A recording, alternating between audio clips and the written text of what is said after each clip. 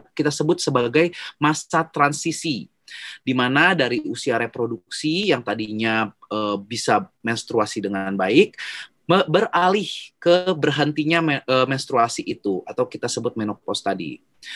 Kalau definisi WHO sendiri, perimenopause disebut sebagai 2-8 tahun sebelum menopause dan 1 tahun setelah terjadinya menopause itu. Kemudian kita bisa lihat ada menopause alami. Jadi kapan itu kita bisa sebut sebagai menopause alami? Yaitu ketika tidak haid selama 12 bulan berturut-turut. Nah, jadi kalau pada masa perimenopause mungkin ada kondisi di mana tidak menstruasi selama beberapa bulan, tapi kalau belum sampai 12 bulan berturut-turut, artinya mungkin belum mengalami menopause sejati. Tapi ketika sudah terjadi 12 bulan berturut-turut, biasanya di usia 40-56 tahun, ini bisa kita sebut sebagai menopause yang alami. Dan biasanya kalau kita periksa darahnya, kita periksa kadar hormonnya, yaitu biasa kita lihat dengan hormon FSH atau follicle stimulating hormone. Itu adalah hormon yang menstimulasi indung telur.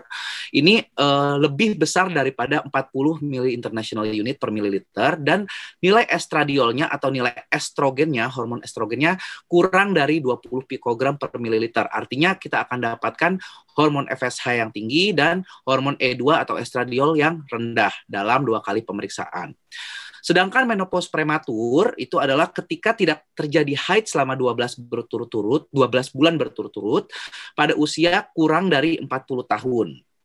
Dan kadar hormonnya sesuai dengan menopause alami. Kemudian ini adalah kalau kita lihat bagaimana perjalanan dari usia reproduktif, kemudian usia transisi atau menopausal transition atau pada masa transisi yang tadi kita sebut perimenopause dan postmenopause. Kita bisa lihat di sini biasanya kalau masih reproduktif FSH masih normal atau hormon masih baik, tidak ada gejala. Kemudian nanti masa transisi mulai meningkat FSH-nya, dan ketika menopause apalagi lebih meningkat. Nah, mengapa terjadi mengapa terjadi menopause? Itu kita sebetulnya kalau kita tahu menopause itu akan terjadi secara alami. Tapi kalau kita sebut sudah menjadi pato, artinya menjadi penyakit, berarti ada gangguan-gangguan dari menopause yang mengganggu. Makanya disebut dengan pato. Tapi sejatinya menopause itu adalah fisiologik atau memang secara normal akan dialami oleh seluruh perempuan. Ini adalah sedikit saja gambaran terkait dengan bagaimana seorang perempuan itu dapat dipengaruhi oleh sistem reproduksinya oleh dari hipotalamus, yaitu ada di otak, kemudian anterior pituitari juga ada di otak, dan di ovari yaitu di indung telur. Jadi otak akan memberikan rangsang kepada indung telur. Nah, ketika indung telur itu tadi sel telurnya habis, dia akan stop menghasilkan salah satu hormon yang ada dari indung telur, dan akhirnya menyebabkan terus-terus dari otak memproduksi FSH. Tapi estradiol atau estrogen yang dari indung telur, karena tadi sel telurnya habis, akan stop memproduksi estradiol. Maka dari itu kita akan dapatkan profil hormon seperti ini, FSH, LH, estradiol seperti ini, di mana FSH meningkat, LH meningkat, namun estradiol dan progesteron turun. Ini mungkin sedikit klinis ya. Kemudian bagaimana bisa membuat suatu masalah di dalam kondisi menopause?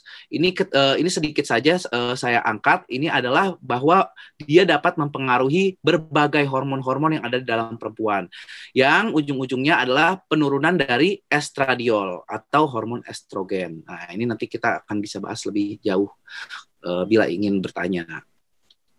Kemudian bagaimana menopause itu dapat mempengaruhi organ-organ terkait dengan yang dipengaruhi oleh hormon estradiol.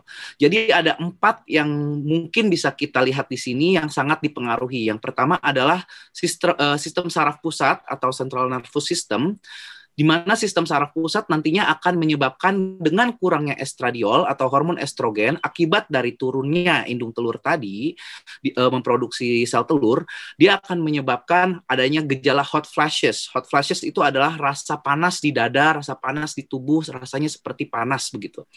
Kemudian keringat di malam hari.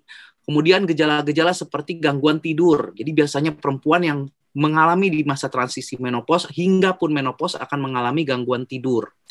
Dan lebih parah lagi bisa sampai depresi, bahkan sampai mudah lelah di hari-harinya. Kemudian untuk urogenital mukosa atau mukosa pada vagina misalnya, itu juga akan dipengaruhi karena vagina itu sangat dipengaruhi oleh estradiol tadi.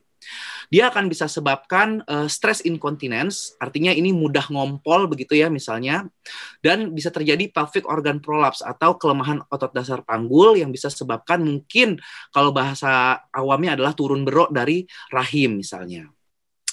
Kemudian ini juga bisa menyebabkan mukosa dari vagina atau dari vagina itu mengalami kekeringan. Jadi vagina jadi lebih kering, lebih mudah mengalami iritasi, sehingga kalau mudah iritasi pasti juga mudah infeksi dan dispareunia atau bahasa awamnya adalah nyeri saat senggama. Ini juga tadinya dipengaruhi oleh estrogen tadi. Bila estrogennya rendah, ini semua bisa terjadi.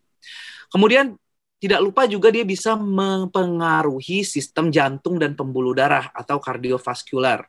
Di mana sistem kardiovaskular akan menyebabkan lebih tingginya pada perempuan menopause mengalami resiko myocardial infarction. Jadi lagi-lagi, di mana estrogen ini sangat mempengaruhi terjadinya myocardial infarction. Tapi hati-hati juga, karena bila kita berikan estrogen pada kondisi yang sudah menopause hanya bisa baik bila belum terjadi plak atau belum terjadi ibaratnya di gorong-gorong pembuluh darahnya itu belum ada plaknya. Tapi kalau misalnya sudah ada plak itu bisa bahkan malah menyebabkan distabilisasi atau bisa mudah lepas itu plak dan menyebabkan tromboemboli. Nah, jadi untuk kardiovaskular pada menopause itu memang kita harus waspada sekali gitu. Dan kemudian terakhir adalah tulang, di mana pada kondisi kurangnya estradiol dari perempuan menopause dapat menyebabkan penurunan dari apoptosis osteoklas. Jadi artinya ini pokoknya mudah keropos saja tulangnya. Nah, atau kita sebut kondisi sebutnya osteoporosis. Jadi memang pada orang perempuan menopause lebih mudah tulangnya mudah keropos. Ini adalah jaringan target estrogen. Jadi kalau kita tahu ada 4 tadi yang ibaratnya besar, tapi ini adalah yang paling kita harus waspadai. Jadi ibu-ibu yang memang sudah mengalami usia menopause harus hati-hati dan harus waspada. Bagaimana kondisi otaknya, kondisi matanya, kondisi kulitnya, vasomotor ya tadi yang saya bilang sistem saraf pusat, bagian jantung, payudara, kolon atau usus besar serta saluran urogenital dan terutama tadi yang memang menyangkut semuanya adalah tulang. Jadi setelah kita pelajari bagaimana menopause dapat mempengaruhi sistem seorang perempuan karena turunnya estradiol, kita dapat mengetahui apa tanda dan gejala menopause. Nah, menurut Hiveri-Poggi tahun 2010, ini Persatuan Obstetri Ginekologi Indonesia membagi menjadi 3 bagian untuk keluhan-keluhan menopause. Yang pertama adalah somatik, yaitu adalah nyeri seluruh sendi badan, berdebar-debar, rambut rontok, vagina kering tadi, kemudian vagina yang gatal, serta perasaan sebah gitu. Kemudian vasomotor. Vasomotor ini adalah keringat malam atau tadi hot flashes, merasa panas. Psikis juga bisa di bagian ketiga dari keluhan menopause, yaitu pelupa, libido menurun, insomnia, sulit tidur, sulit berkonsentrasi, dan mood swing. Ini adalah 3 bagian gejala-gejala menopause. Telah dilakukan riset oleh PERMI atau Perkumpulan Menopause Indonesia, survei yang dilakukan tahun 2005, gejala perempuan menopause Indonesia ini cukup khas. Ini kalau kita lihat ini ada yes dan no. Ternyata yang paling banyak itu adalah mudah lupa, yang saya merah-merahin ini, kemudian mudah lelah, kemudian keriput, ya sering terjadi keriput, kemudian kelemahan tubuh, ini sekitar 77%, dan yang menarik adalah dia akan alami frigiditas dan vagina yang kering. Frigiditas dan vagina yang kering ini artinya apa? Frigiditas itu adalah tidak ada keinginan untuk melakukan hubungan seksual, dan vagina yang kering. Ini sangat erat kaitannya dengan fungsi seksual dari seorang perempuan. Sehingga kalau ada gejala ini pastinya akan mengalami mempengaruhi fungsi seksual dari perempuan tersebut ketika alami menopause.